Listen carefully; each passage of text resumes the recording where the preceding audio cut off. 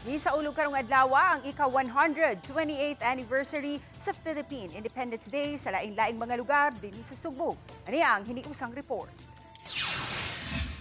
Gisaulog sa Dakbayan Sugbo ang ika-128 nga adlaw sa kaugalingon o Philippine Independence Day. Gibuksan kini sa usa ka santos nga misa sa Plaza Independencia nga gitambungan sa mga opisyal og kawani sa Cebu City Hall pinanguluhan ni Mayor Nestor Archival ug Vice Mayor Tomas Osmeña.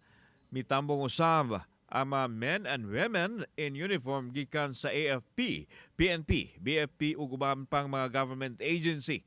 Gipahigayon ang wreath laying sa Veterans Memorial Marker sa sulod sa Plaza Independencia ug ang 21 gun salute.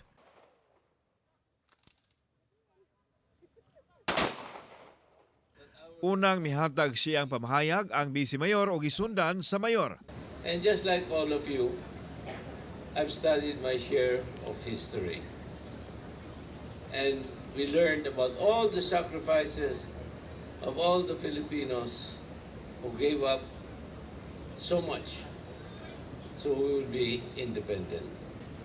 As we commemorate the Philippine Independence Day, we continue to work together in building a strong, more progressive, and united nation. Mabuhay ang Pilipinas. Mihalad usab og mga buwak ang mga veterano sa ikaduhang gubat sa kalibutan.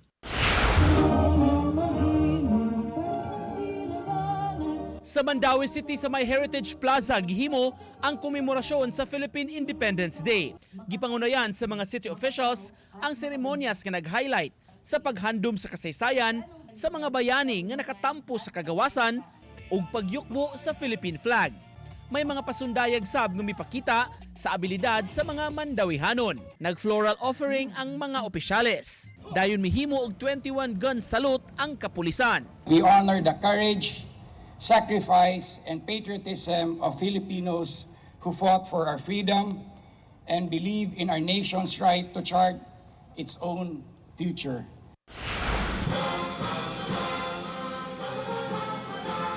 Sa Liberty Shrine sa Mactan, gipahigayon ang seremonyas sa ika-128 katuig nga kasumaran sa Philippine Independence Day. Gitambungan kini sa mga city officials, department heads, barangay officials ug mga city hall employees. Gisugdan kini sa usa ka flag raising ceremony pasado alas 7 kaganihang buntag. Ug gisunodayon ang wreath laying sa monumento sa labing unang bayani sa nasod nga si Dato Lapu-Lapu. Ug gisunod ang 21 gun salute. Mato ni Mayor Cindy Kinchan, angayan lang nga sa Liberty Shrine sa Mactan, ipahigayon ang pagsaulog sa Philippine Independence Day kaysa makasaysayan ng dapit, unang gipakita sa mga Pilipino. Pinanguluhan ni Dato Lapu-Lapu ang pagbatok sa mga langyawng mananakop. On these very shores, 505 years ago, Dato Lapu-Lapu and his warriors established a fundamental truth that the people of these islands possess an inherent dignity and an unwavering determination to remain free. Ako si Alan Domingo. Ako si Nico Sereno. Ako si Luan Merondina, Balitang Misda.